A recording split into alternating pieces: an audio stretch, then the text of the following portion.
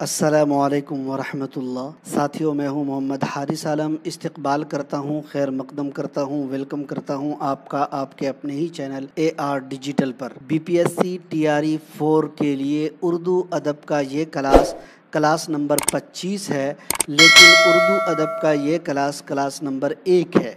हालांकि उर्दू कवायद का टोटल 24 क्लास हुआ था। अब हम लोग उर्दू अदब की तरफ बढ़ रहे हैं। उर्दू अदब का क्लास आज से शुरू हो रहा है। उर्दू अदब के पहले क्लास में हम उर्दू में गज़ल और कसीदा का आगाज़, कसीदा और गज़ल से मुताल्लिक़ अहम पॉइंट्स आप सबकी खिदमत में पेश करने वाले हैं। तमाम साथियों को वालेकुमुस्सलाम वरहमतुल्लाह। तमाम साथियों का इस्तकबाल फिर से, और कंफर्म कराइएगा हमारी आवाज़, हमारा ऑडियो वीडियो क्लियर है, ताकि क्लास को शुरू किया जा सके, क्लास का आगाज़ किया जा सके। साथ ही आप लोगों को साथियों अगर बताऊं, उर्दू अदब की जो असनाफ़ है, BPSC ने अब तक कोई सिलेबस जारी नहीं किया है। BPSC ने अब तक कोई सिलेबस नहीं जारी किया, लेकिन वो बार बार बोलते हैं कि NCERT पढ़ लीजिए। क्या पढ़ लीजिए? NCERT पढ़ लीजिए।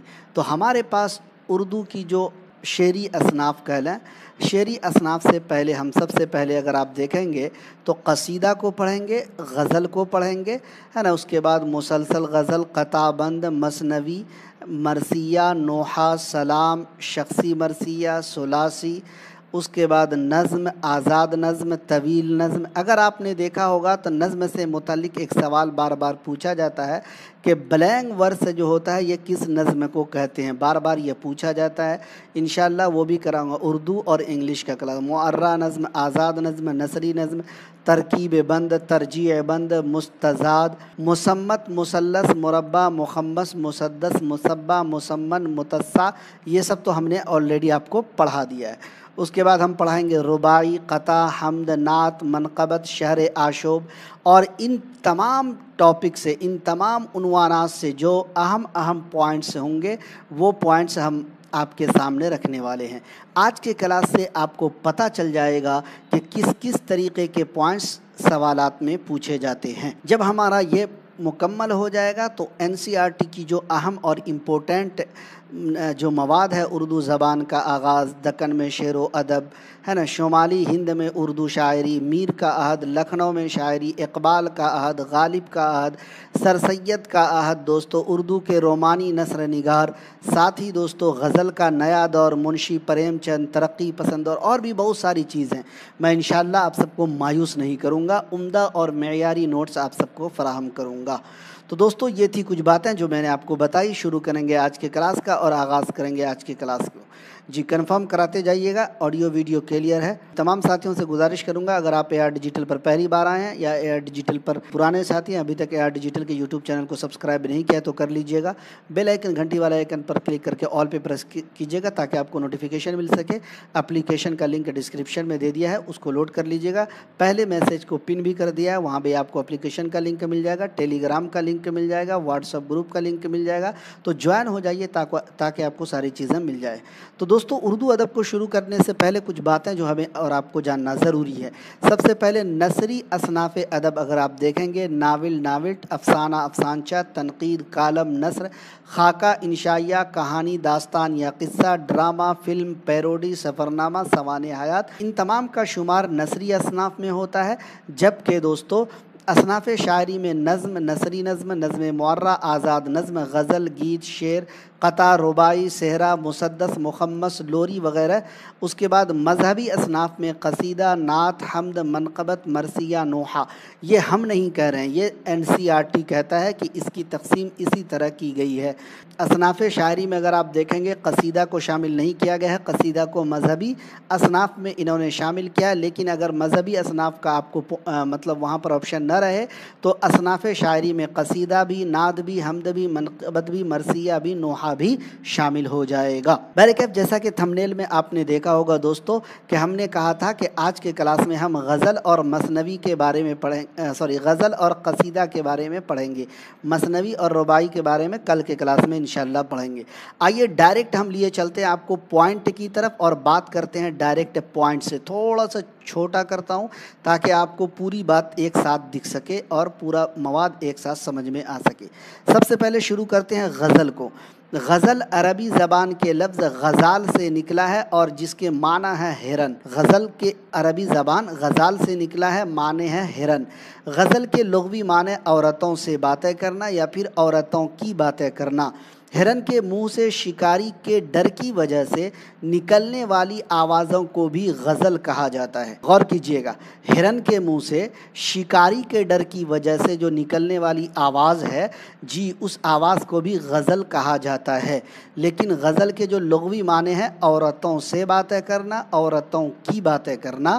اچھا، غزل جو ہے اس کے معنی عربی میں ہرن کے بھی آتے ہیں۔ غزل اردو شاعری کی مقبول ترین صنف سخن ہے۔ غزل اوزان میں لکھی جاتی ہے اور یہ ہم قافیہ و بحر اور ہم ردیف مصروں سے بنے اشعار کا مجموعہ ہوتی ہے۔ ہر چیز کو ایک ایک کر کے سمجھاؤں گا، ہر ایک چیز کو ٹو دا پوائنٹ بات کروں گا، آپ کو بہکاؤں گا نہیں، بالکل جامع انداز میں سمجھاؤں گا۔ غور کیجیے، مطلع کے علاوہ، مطلع کے علاوہ کا مطلب پہلے شعر کے علاوہ غزل کے باقی تمام اشعار کے لیے پہلے مصرے میں قافیہ اور ردیف کی قید نہیں ہوتی۔ یعنی مطلع میں قافیہ اور ردیف کی قید ہوتی ہے، لیکن مطلع کے علاوہ یعنی پہلے شعر کے علاوہ غزل کے باقی جتنے بھی اشعار ہیں اس میں قافیہ پہلے مصرے میں، باقی تمام اشعار کے پہلے مصرے میں قافیہ اور ردیف کی قید نہیں ہوتی، جبکہ مصرع ثانی میں غزل کا ہم آواز یا ہم قافیہ و ہم ردیف کا استعمال کرنا لازمی اور ضروری ہوتا ہے۔ اب دیکھیے غزل کے پوائنٹ شروع ہو چکے ہیں، ہم ڈائریکٹ پوائنٹ پر آ رہے ہیں، ہم تمہیدی کلمات کچھ نہیں کر رہے ہیں، ڈائریکٹ پوائنٹ پر آ رہے ہیں۔ غزل کا پہلا شعر مطلع کہلاتا ہے جس کے دونوں مصرے ہم بحر، ہم قافیہ اور ہم ردیف ہوتے ہیں۔ ہم قافیہ اور ہم ردیف تو آپ نے بہت بار سنا ہوگا لیکن ہم بحر آپ نے نہیں سنا ہوگا۔ لیکن غزل کا جو پہلا شعر مطلع کہلاتا ہے، ہم نے آپ کو بتایا تھا کہ مطلع جو ہے دوستو طلع یطلع طلعا و طلوعا مطلب ہوتا ہے نکلنا، نکلنے کی جگہ، شروع ہونا۔ جیسے سورج کیا ہوتا ہے، مطلع طلوع ہوا، سورج طلوع ہوا بولتے ہیں نا، اسی طریقے سے غزل کا جو پہلا شعر شروع ہوتا ہے وہ غزل کا پہلا شعر جہاں سے شروع ہوتا ہے مطلع کہلاتا ہے۔ اور غزل کا جو مطلع ہے دوستو اس کے دونوں مصرے کے لیے ہم بحر، ہم قافیہ اور ہم ردیف یہ ہوتا ہے۔ غزل کا آخری شعر مقطع کہلاتا ہے اور مقطع کے لیے شرط یہ ہے کہ اس میں شاعر اپنا تخلص استعمال کرے ورنہ وہ بھی عام شعر کہلاتا ہے۔ مطلع پہلا شعر اور مقطع آخری کا شعر، اور مقطع کے شعر کو کیا کہا جاتا ہے دوستو، مقطع کا شعر آخری شعر تبھی ہوگا جب شاعر اپنا تخلص استعمال کرے گا۔ غزل کا آغاز فارسی زبان سے ہوا۔ غزل عربی قصیدے کی تشبیب سے ماخوذ ہے۔ پوائنٹ پر غور کیجئے، یہ بھی پوچھا جاتا ہے کہ غزل جو ہے دوستو کس سے ماخوذ ہے، تو وہاں پر آپشن رہے گا آپ کو قصیدہ رہے گا، ہے نا، مثنوی بھی رہے گا، مرثیہ بھی رہے گا، کیا رہے گا، مرثیہ رہے گا، یا اور تیسرے میں یا حسب بالا میں سے ایک سے زائد، حسب بالا میں کوئی نہیں، تو وہاں پر آپ پریشان ہو جائیں گے۔ تو یاد رکھیں غزل عربی قصیدے کی جو تشبیب ہے نا دوستو وہاں سے ماخوذ ہے۔ غزل کس صنف سے ماخوذ ہے، تو غزل جو ہے عربی قصیدے تشبیب سے ماخوذ ہے۔ اردو غزل کے بارے میں کہا جاتا ہے کہ اس کا سب سے بڑا نمائندہ شاعر جس نے اس کو باقاعدہ رواج دیا ولی دکنی تھا، لیکن ولی سے غزل کا آغاز نہیں ہوتا، کن سے ہوتا ہے آگے بتاؤں گا۔ اس سے پہلے ہمیں دکن کے بہت سے شعراء کہ یہاں غزل ملتی ہے جن میں قلی قطب شاہ، نصرتی، غواسی اور ملا وجہی شامل ہیں۔ تاہم ولی وہ پہلا شخص ضرور تھا جس نے پہلی بار غزل میں مقامی تہذیبی قدروں کو سمویا تھا، اسی لیے ولی دکنی کو دوستو غزل کا پہلا نمائندہ شاعر یا بڑا شاعر کہا جاتا ہے۔ غزل کی ایک قسم مسلسل غزل ہے جو ابھی ہم نے آپ کو दिखाया था, निसाब की किताब एनसीईआरटी की जो किताब है उसमें हमने आपको दिखाया था, मुसलसल गज़ल भी दिखाया था ना अभी थोड़ी देर पहले यहीं पे। तो गज़ल की एक किस्म मुसलसल गज़ल है जिसमें शायर एक ही ख्याल को तसलसल के साथ बयान करता है। गौर कीजिएगा, एक मुसलसल गज़ल किसको कहते हैं? जिसमें शायर एक ही ख्याल को, एक ही तसव्वुर को तसलसल के साथ मुसलसल बयान करे, जी वो मुसलसल गज़ल हो जाएगा। अब देखिए गज़ल से मुतालिक अहम अहम पॉइंट्स, गज़ल से मुतालिक अहम अहम पॉइंट्स। गज़ल की लुग़वी तारीफ़ करते हैं। गज़ल अरबी ज़बान का लफ्ज़ है, माने औरतों से बातचीत करना या औरतों की बातें करना। इस्तिलाही तारीफ़, इस्तिलाह में गज़ल ऐसी सिन्फ़े नज़्म को कहते हैं जिसमें इश्क व मुआशका की बातें की जाए। गज़ल का पहला शेर जिसके दोनों मिसरे हम काफ़िया और हमरदीफ हों मतला कहलाता है। गज़ल का आखिरी शेर जिसमें शायर अपना तखल्लुस इस्तेमाल करता है मक्ता कहलाता है। मतला और मक्ता के अलावा बाकी अशार फ़र्द कहलाते हैं। गौर कीजिए, पॉइंट टू बी नोटेड, मतला और मक्ता के अलावा जितने भी अशार हैं सब के सब फ़र्द कहलाते हैं। क्या कहलाते हैं? फ़र्द कहलाते हैं। मतला के बाद अगर कोई दूसरा हम काफिया व हमरदीफ शेर आता है तो उसे मतले सानी, हुस्ने मतला या ज़ेबे मतला कहेंगे। गौर कीजिएगा कि अगर मतले के बाद, पहले शेर के बाद या पहले हम काफिया व हमरदीफ शेर के बाद अगर दूसरा हम काफिया हमरदीफ शेर आता है तो उसे मतले सानी, हुस्ने मतला, ज़ेबे मतला, तीन चीज़, तीन पॉइंट इस लाइन को गौर कीजिए। जी, मतले के बाद अगर दूसरा हम काफिया हम रदीफ शेर अगर आता है मतले सानी, हुस्ने मतला, ज़ेबे मतला कहेंगे। बीपीएससी इसी में आपको फंसा देगा। क्या मतलब जो है मतले के बाद अगर दूसरा हम काफिया व हम रदीफ शेर आए तो क्या कहेंगे? मतले सानी भी दे देगा, हुस्ने मतला दे देगा, है ना, या दे देगा कि मतले सानी हुस्ने मतला के अलावा और क्या कहते हैं तो ज़ेबे मतला कहते हैं, या तीनों में दो दे दे, बोले हस्बे बाला में एक से ज़ायद राइट आंसर हो जाएगा। तो इस चीज़ पे गौर कीजिएगा। अगला पॉइंट और देखिए, ये बीपीएससी में पूछा गया सवाल है। जी, हर लाइन को मैं नहीं बोलता हूँ कि बीपीएससी में पूछा गया, लेकिन ये वाली लाइन गौर कीजिए। गज़ल के सबसे अच्छे शेर को बैतुल गज़ल या फिर शाह बैत कहते हैं। गज़ल के सबसे अच्छे शेर को बैतुल गज़ल और शाह बैत कहते हैं। अच्छा, एक इसी शेर में मतलब पूछा गया था गज़ल के अच्छे शेर को बैतुल गज़ल और क्या कहते हैं तो शाह बैत कहते हैं। एक बार इसी में से एक सवाल पूछा था कि गज़ल के जी मतलब माने हैं बैत, क्या है? गज़ल के माने हैं बैत, मतलब शेर के माने हैं बैत के, या है ना, तो इसका दूसरा माने और क्या होता है? तो बैत का दूसरा माने होता है घर। अरबी वर्ड है बैतुन माने घर, ठीक है। इसी बार एक बार पूछ लिया गया था कि गज़ल का जो शेर है मतलब किसी शेर को बैत कहा जाता है लेकिन बैत के और क्या माने होंगे? तो बैत का दूसरा माने होगा घर। तो यहाँ से दो सवाल, क्या होगा? दो सवाल। गज़ल के तमाम मिसरे एक ही वज़न और एक ही बहर में होते हैं।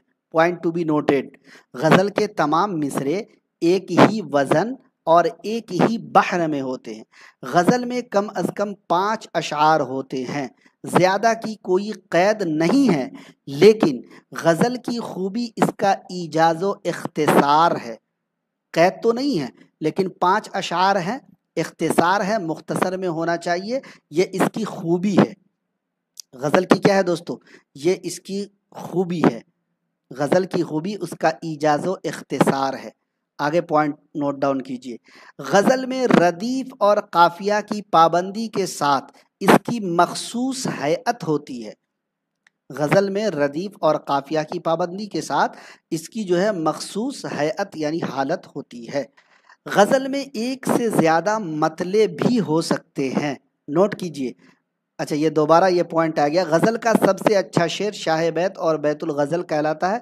ये पॉइंट डबल डबल आ गया, कोई बात नहीं है, डबल डबल आ जाए कोई बात नहीं है, लेकिन छूटना नहीं चाहिए। गज़ल दोस्तों एक चीज़ आपको और बता दूं, आज का क्लास अगर आप देखेंगे तो आज का जो क्लास है ये मुख्तलिफ क्लास है।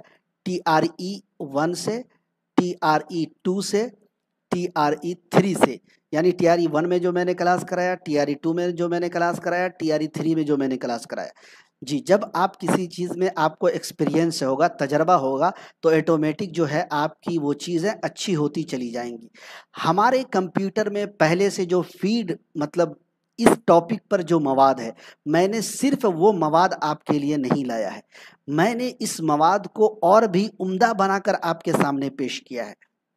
ठीक है, जिस तरह हमारे घर की जी हमारी माँ और बहनें जी क्या करती हैं, जब कोई मेहमान आता है खाने को अच्छे से अच्छा, उम्दा से उम्दा, लजीज से लजीज जी बनाकर पेश करती हैं। उसी तरीके से दोस्तों टीआरई 4 के लिए जो मैं मवाद पेश कर रहा हूँ, इसमें बहुत सारी चीज़ें ऐड कर रहा हूँ जो मेरा एक्सपीरियंस हासिल हो रहा है। जी, टीआरई 1, टीआरई 2, टीआरई 3 से जो एक्सपीरियंस हासिल हो रहा है, उसमें और भी नई नई चीज़ें ऐड कर रहा हूँ। अगर मैं चाहता तो मेरे पास पुराने जो क्लासेस फीड हैं, मैं उसी क्लास को आपके स्क्रीन पर लाता और दिए चला जाता, नहीं। और हम एक काम और ये कर रहे हैं कि हर टॉपिक वाइज आपके लिए क्लास ला रहे हैं। इससे क्या होता है, टॉपिक जब भी देखेंगे आप, कोई भी क्वेश्चन पेपर को देखेंगे तो आप देखेंगे कि हर उन्वान से आपको 2, 3, 4 सवाल मिलेंगे। हर टॉपिक से दोस्तों, हर टॉपिक से 1-2 सवाल आपको मिलेंगे। तो इसलिए अगर आप टॉपिक वाइज तैयारी करते हैं, अगर आप हर उन्वान से तैयारी करते हैं, जी हर टॉपिक से तैयारी करते हैं, तो यकीनन आपकी तैयारी में निखार पैदा होगा। ठीक है, तो इसीलिए हमने आपके लिए कुछ अलग से ऐड किया है। थोड़ा आज देखिएगा क्लास, खुद आपको अंदाज़ा हो जाएगा। इमदाद इमाम असर गज़ल की तारीफ कुछ इस तरह करते हैं। गज़ल के लुग़वी माने औरतों से कलाम करना है, मगर इस्तिलाह में इससे वो सिन्फ़ शायरी मुराद है जिसमें ऐसे मज़ामीन जो आला दर्जे के वारदात क़ल्बिया और अरफ़ा दर्जे, अरफ़ा का मतलब होता है बुलंद, के उमूर ज़हनिया से ख़बर देते हैं। ये इमदाद इमाम असर गज़ल की तारीफ़ करते हैं। हमने कहा कि दे देता हूँ, हो सकता है आपको पूछ लिया जाए। हैत के एतबार से गज़ल के अज्जाए तरकीबी 5 हैं। कौन कौन है? मतला, जिसके बारे में हमने कहा था शुरू में, क्या कहा था जी, पहला शेर होता है रदीफ, काफिया, मक्ता, आखिरी शेर, इसके बाद बहर। तो ये 5 अज्जाए तरकीबी हैं गज़ल के। ज़रूरत भी है सर, क्योंकि बीपीएससी में भी तश्तरी में सजाकर सवालात पेश करेगा। बिल्कुल ऐसे ही करेंगे बीपीएससी वाले भी, वो भी देखते हैं, चीज़ों को गौर करते हैं कि बच्चा किस लिहाज से तैयारी कर रहा है। बैरकैफ, तो हम सबसे पहले काम ये कर रहे हैं कि मतला को समझा देते हैं, क्योंकि हमारा बुनियादी क्लासेस शुरू है, मतलब बेसिक पढ़ा रहा हूँ मैं, हर चीज़ को समझाऊंगा। मतला की बात करते हैं। गज़ल के पहले शेर को मतला कहा जाता है, शुरू में भी मैंने बताया था। इसके दोनों मिसरे हम काफिया व हम रदीफ होते हैं या सिर्फ हम काफिया होते हैं। अब हमने इसको एग्जाम्पल के मतलब तौर से समझाया, मिसाल देकर समझाया। मीर तकी मीर साहब की गज़ल का ये मतला देखिए, जो हम काफिया और हम रदीफ दोनों है। देखिए, इस अहद में इलाही मोहब्बत को क्या हुआ, छोड़ा वफा को उनने मुरव्वत को क्या हुआ। उनसे मुराद यहाँ पे उसने है, उनसे मुराद क्या है, उसने है ना। इस अहद में इलाही मोहब्बत को क्या हुआ, छोड़ा वफा को उनने मुरव्वत को क्या हुआ।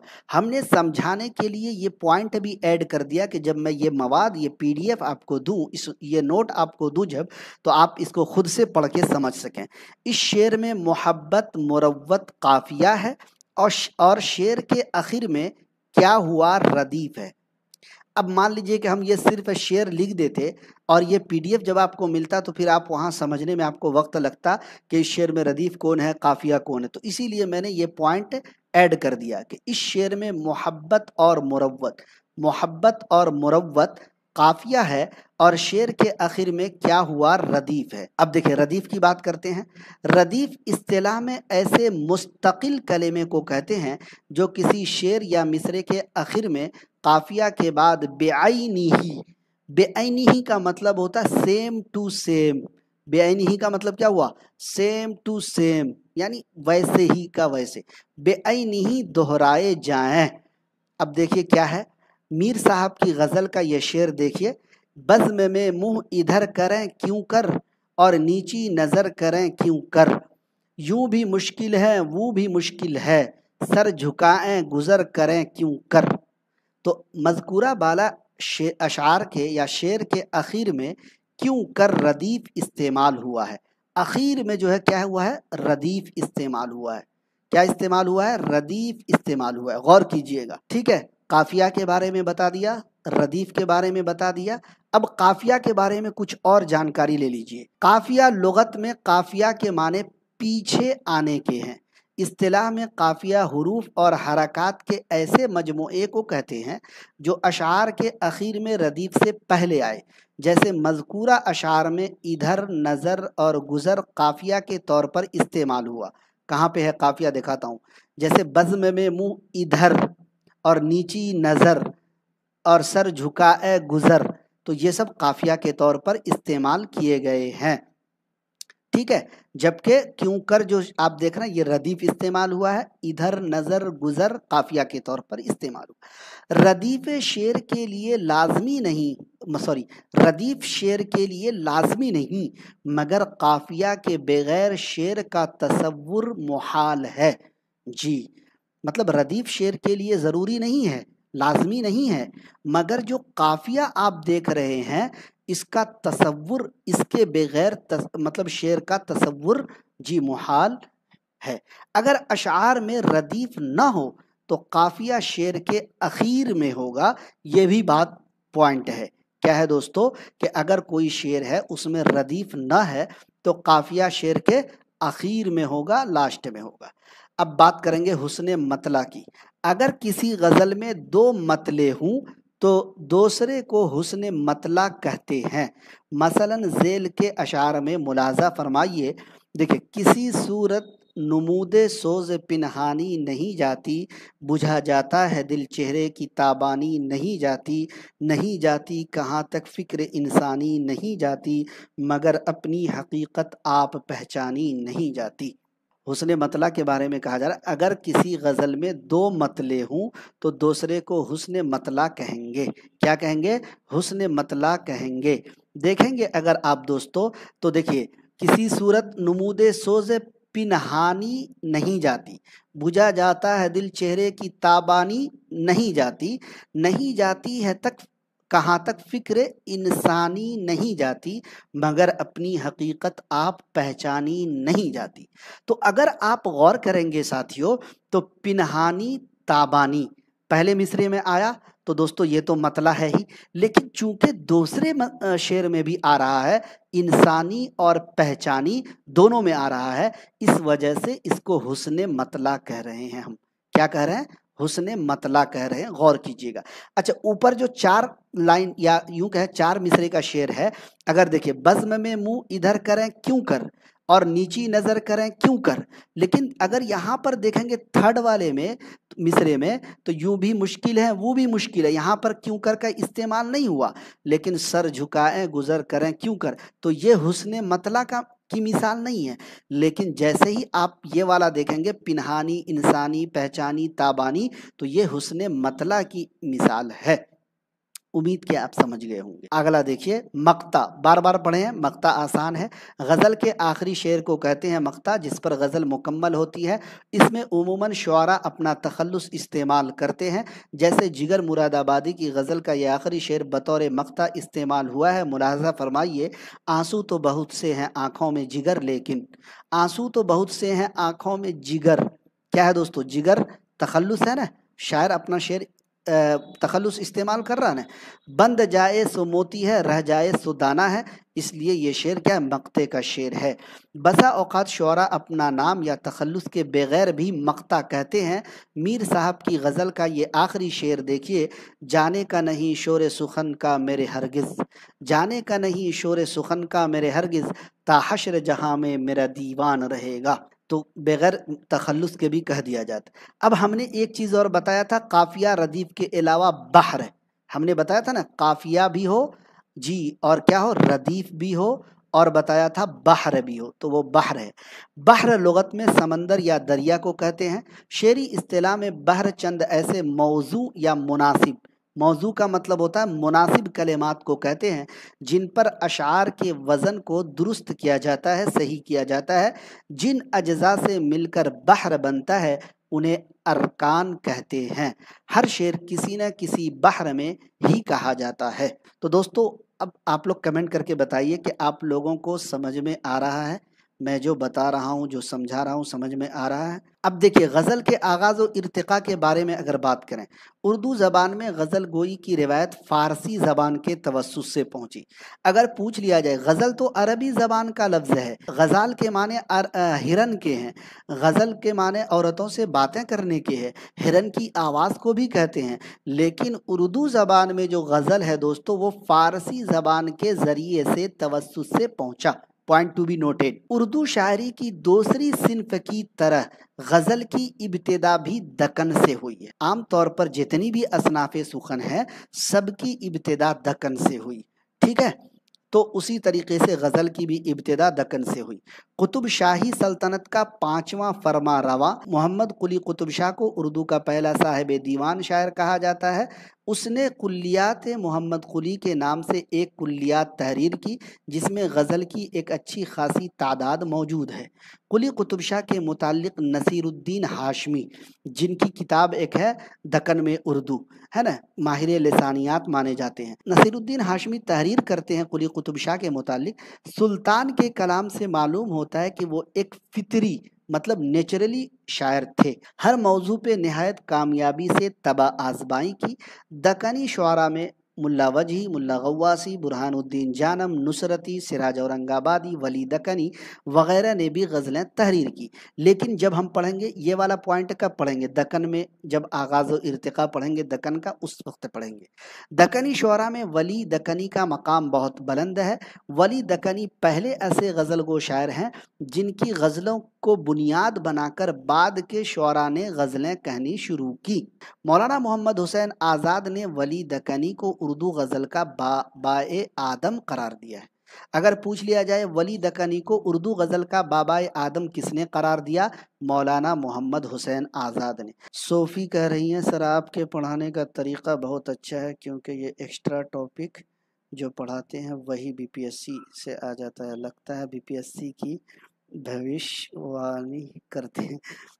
نہیں، دیکھیے این سی آر ٹی اگر بولے تو نچوڑ پڑھ لیجئے، اور میں یقین دلاتا ہوں آپ لوگوں کو، انشاءاللہ العزیز کے ساتھ یقین دلاتا ہوں کہ اگر کوئی بھی ساتھی آپ میرا کلاس ایک سے جتنے کلاسز میں کراتا ہوں، میرے تقریباً 100+ کلاسز ہوتے ہیں، تو روٹین بنا لیجئے، کوئی کلاس مس مت کیجیے گا۔ اگر کوئی بچہ میرے اتنے سارے کلاس کو دیکھ لے گا تو یقین مانیے کہ اس کا بی پی ایس سی نکلنا 100% طے ہے، بشرطے کہ دل سے محنت سے آپ کلاس کو دیکھیے، زیادہ سے زیادہ صرف 2 بار اس کو ریوائز کر لیجئے، انشاءاللہ العزیز آپ نکل جائیں گے۔ بارکیف۔ بعض محققین نے شمالی ہند میں اردو شاعری کے باقاعدہ آغاز کو ولی کے دیوان کی آمد دلی سے تسلیم کرتے ہیں، یعنی ولی دکنی کا دیوان جو ہے دہلی آیا تھا، جی کوئی کہتا ہے 1719 میں آیا، کوئی کہتا ہے 1700 میں آیا، بہرکیف جب بھی آیا، ولی کا دیوان جب دہلی وغیرہ میں آیا، شمالی ہند میں آیا، اس کے بعد اردو شاعری کا باقاعدہ آغاز ہوا۔ اچھا، غزل شمالی ہند میں اگر بات کی جائے، شمالی ہند کے ابتدائی دور کے غزل گو شعراء میں شاہ مبارک آبرو، خان آرزو، مرزا مظہر جانے جانا، شاہ حاتم اور فائز دہلوی وغیرہ کے نام قابل ذکر ہیں۔ دبستان دہلی کے شعراء میں دبستان دہلی کے اہم غزل گو شعراء میں میر تقی میر کا نام، سودا کا نام، خواجہ میر درد کا نام، قائم چاند پوری کا نام، میر سوز، میر اثر، مرزا غالب، مومن خان مومن وغیرہ کا جو شمار ہے، جی ان کا نام ہوتا ہے۔ دبستان لکھنؤ کی اگر بات کریں تو دبستان لکھنؤ کے شعراء میں انشا، مصفی، جرأت، ناسخ، حیدر علی آتش، امانت لکھنوی وغیرہ نے عمدہ قسم کی غزلیں تحریر کی ہیں، لیکن ابھی ہم نہیں پڑھیں گے، جی ابھی ہم نہیں اس کے بارے میں نہیں پڑھیں گے، آگے دیکھیے۔ اچھا، دور جدید کے جو غزل گو شعراء ہیں، حسرت موہانی، فانی بدایونی، اصغر گونڈوی، یگانہ چنگیزی، جگر مراد آبادی، شاد عظیم آبادی، چکبست اور آرزو لکھنوی وغیرہ نے بھی فن غزل گوئی کی آبیاری کی اور اس کو عروج پر پہنچانے میں اہم رول ادا کیا۔ یہ سب پوائنٹ آپ کو یاد نہیں رکھنا ہے، ان کے بارے میں ہم پڑھیں گے۔ اب دیکھیے، ہم نے یہ ایک نئی چیز ایڈ کی ہے۔ کیا چیز ایڈ کی ہے دوستو؟ ہم نے ایک نئی چیز ایڈ کی ہے کہ غزل کا ٹاپک پڑھ رہے ہیں، لیکن غزل سے متعلق جو مختلف اقوال ہیں اس کو ہم نے یہیں ایڈ کر دیا ہے۔ یہ ایک نئی چیز ہم نے ایڈ کی ہے۔ غزل بے وقت کی راگنی ہے، अल्ताफ़ हुसैन हाली कहते हैं। कसीदा, यहाँ पे कस्दा हो गया जो टाइपिंग मिस्टेक है। कसीदा और गज़ल शायरी के नापाक दफ्तर हैं और अफवनत या उफवनत, उफोनत में, यानी उफोनत का मीनिंग जब आप डिक्शनरी में तलाश करेंगे तो माना होता है बदबू या फिर गंदगी। उफोनत में संडास से भी बदतर है, और ये भी हाली का कौल है। ठीक है, तो हाली के दो कौल इम्पोर्टेंट। गज़ल बेवक्त की रागनी है, अल्ताफ़ हुसैन हाली कहते हैं। कसीदा और गज़ल शायरी के नापाक दफ्तर हैं, और उफोनत यानी बदबू और गंदगी में संडास से भी बदतर हैं, ये भी हाली का कौल है।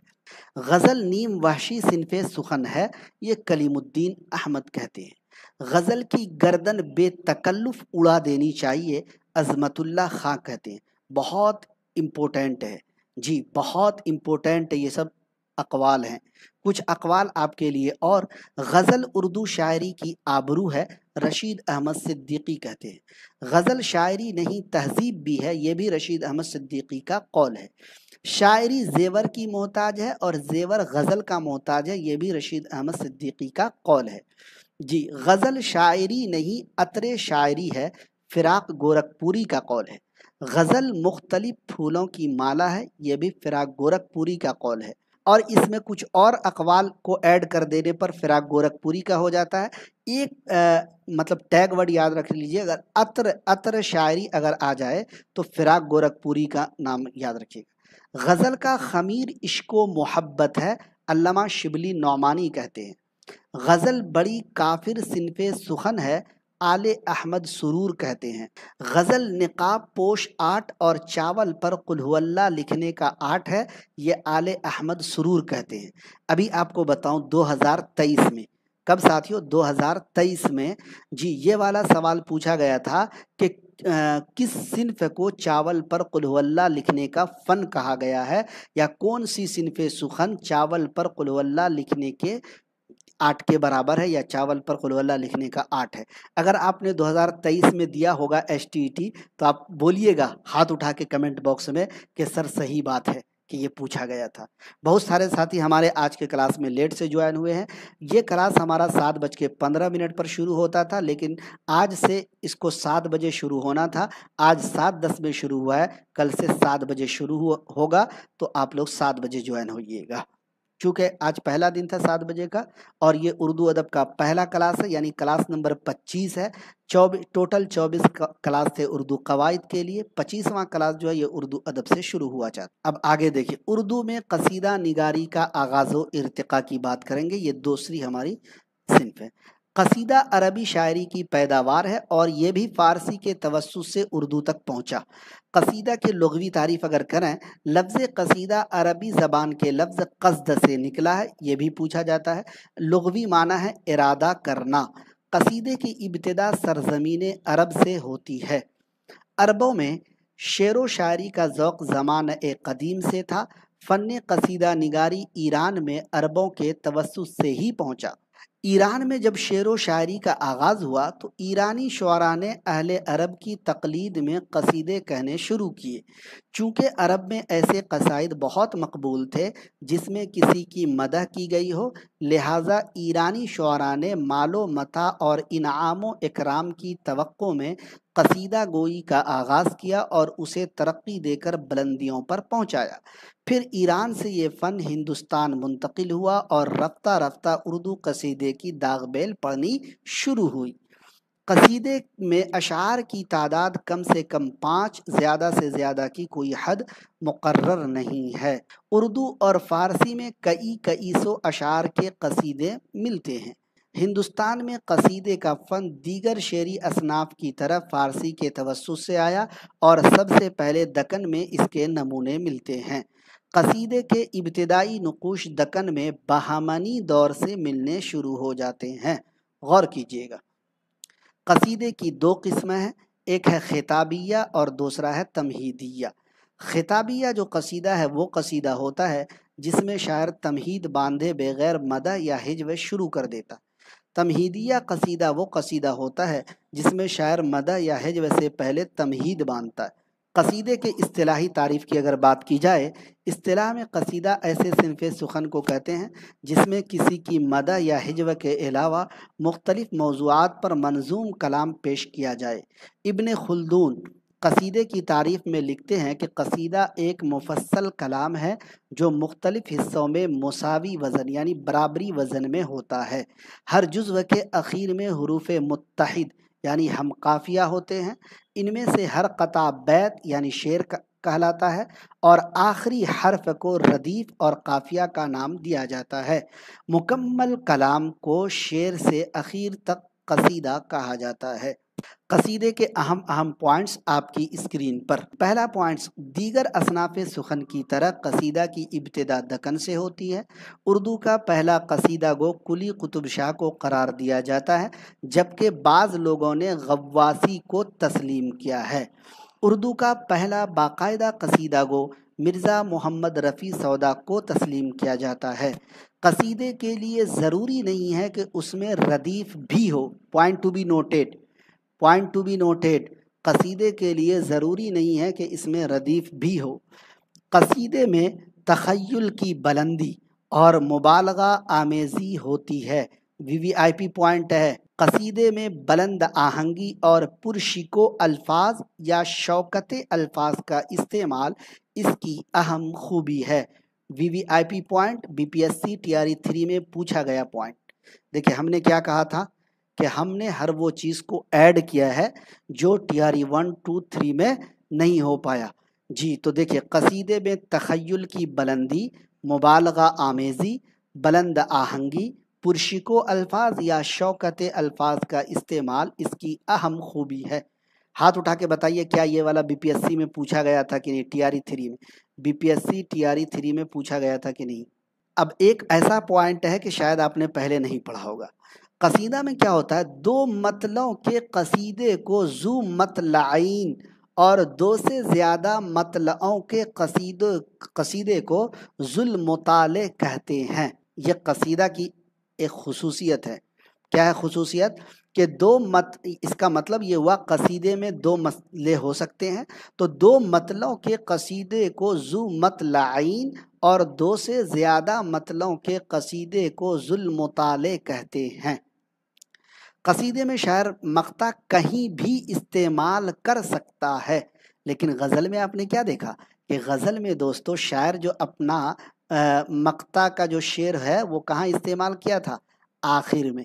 مقطع کا شعر آخر میں استعمال کیا تھا غزل میں، لیکن قصیدے میں شاعر مقطع کہیں بھی استعمال کر سکتا ہے۔ غور کیجئے، قصیدے میں اشعار کی تعداد 21 ہے، زیادہ کی کوئی قید نہیں۔ قصیدے کا سب سے اہم جز مدح ہے۔ حیاتی اعتبار سے قصیدہ نظم کی مانند ہوتا ہے۔ یقین مانیے میرے دوست، میں اپنی تعریف یا اپنی بڑائی نہیں کر رہا ہوں، اس طرح کے پوائنٹ آپ چراغ لے کے ڈھونڈیے، یقیناً نہیں ملے گا آپ کو۔ جس طرح نظم میں خیالات و مضامین مربوط اور مسلسل ہوتے ہیں، اسی طرح قصیدے میں بھی، مگر معنی و مفاہیم کے اعتبار سے قصیدہ عموماً 5 اجزاء پر مشتمل ہے۔ ایک ہے تشبیب، گریز، مدح، مدعا یا عرض، دعا یا حسن طلب۔ یہ NCERT میں دیا ہوا ہے۔ مطلع کے بارے میں اگر پڑھا جائے تو تشبیب سے پہلے مطلع کو سمجھنا ضروری ہے۔ یعنی آپ نے جو اوپر دیکھا تھا نا مطلع کے بارے میں ہم نے کہا تھا، اس کے بارے میں کہہ رہے ہیں، کیونکہ قصیدہ کا پہلا شعر مطلع کہلاتا ہے۔ عام طور پر تشبیب کی ابتدا مطلع سے ہوتی ہے۔ مطلع کے لیے ضروری ہے کہ دونوں مصرے ہم قافیہ ہوں۔ مطلع کی بڑی اہمیت ہوتی ہے۔ مطلع کے حسن و قبح سے قصیدے کی خوبی یا خامی کا پتہ چلتا ہے، اس لیے قصیدہ نگار یہ کوشش کرتا ہے کہ مطلع کے اشعار ایسے ہوں کہ سنتے ہی ممدوح ہماتن اس کی طرف متوجہ ہو جائے، یعنی پورے ذہن و دماغ کے ساتھ، پورے بدن کے ساتھ، ہوش و حواس کے ساتھ جی اس کی طرف متوجہ ہو جائے، تاکہ بعد میں آنے والے اشعار پر اس کا خوشگوار اثر مرتب ہو۔ قصیدے میں ایک سے زائد مطلع بھی ہو سکتے ہیں، اوپر میں نے بتا دیا۔ ایسے قصیدے کو جس میں ایک سے زائد مطلع ہوں ذو المطالع کہتے ہیں۔ قصیدے کے درمیان میں بھی مطلع آ سکتے ہیں۔ قصیدے کے لیے ردیف کی پابندی ضروری نہیں ہے۔ اب بات کریں گے جو پہلا جز ہے تشبیب۔ تشبیب قصیدے کے وہ اشعار جو قصیدے کے ابتدا میں تمہید کے طور پر کہے جاتے ہیں تشبیب کہلاتے ہیں۔ اس کا دوسرا نام نسیب ہے۔ تشبیب کے اندر شاعر اپنے ممدوح کی توجہ اپنی طرف مبذول کرنے کے لیے اور اپنی علمی لیاقت و قابلیت کا اظہار کرنے کے لیے دلچسپ اور قابل توجہ مضامین کا انتخاب کرتا ہے۔ یہ عرض مدعا دیا ہوا NCERT میں، تاکہ اسے سن کر ممدوح پوری طرح شاعر کی طرف متوجہ ہو جائے اور شاعر اپنے مقصد کو رکھنے میں کامیاب ہو جائے۔ تشبیب کے اندر ہر طرح کے مضامین کی گنجائش رہتی ہے۔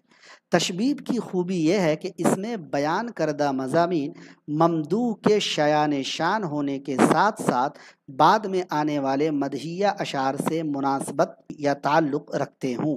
ہاں NCERT میں دیا ہوا ہے تشبیب جو آپ دیکھ رہے ہیں، کہاں گیا قصیدہ جو آپ دیکھ رہے ہیں نا، اس کے اور اس میں کافی ساری اختلاف ہے۔ کوئی لوگ کہتے ہیں 4 ہی ہے، کوئی لوگ کہتے ہیں 5 ہے، تو اس طرح اختلافات پایا جاتا ہے۔